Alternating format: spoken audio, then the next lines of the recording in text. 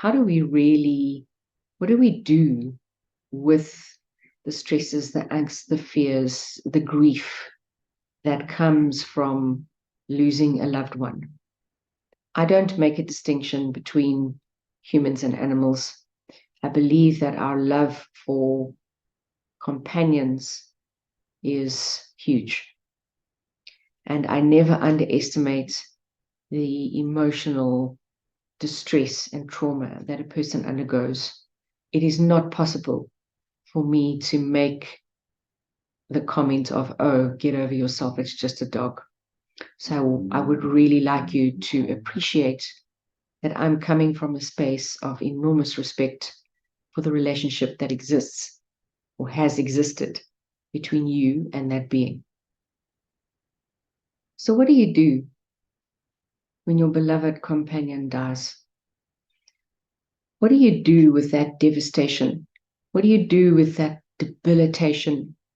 Your whole world falls apart. The first thing I want to say to you is you have no control over that physical event. And there is no bringing that pet back.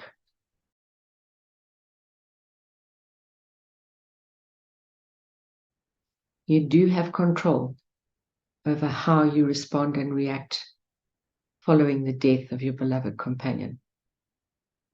I'd like to share some of my experiences with you in the hope that you will find some comfort, that you'll find some way of starting to pick up the pieces and move forward into a life that doesn't have your animal companion in it.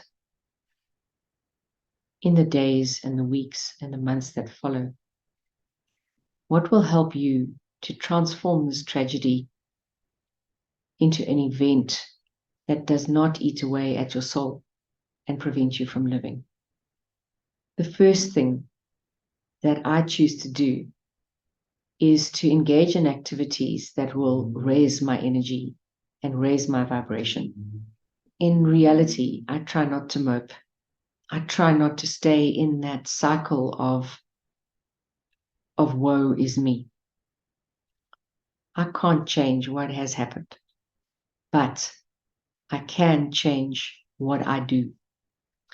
And the single, like the really, really important thing is to be kind. Be kind to yourself. There is no time frame for grief. There is no time frame for getting over the death of someone or getting over the death of that beautiful little dog that was your constant companion for more than a decade. There's no time frame.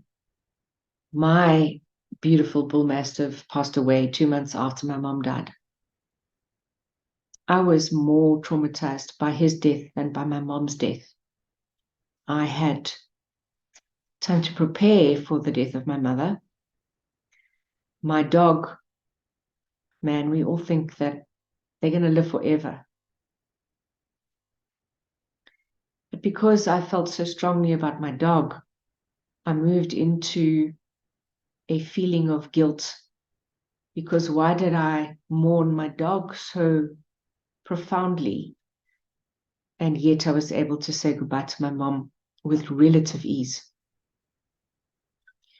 And so I made an appointment to see a metaphysician. So he's a person that I've worked with for a good many years, and he looks at the traumas in your body because we house trauma in our body.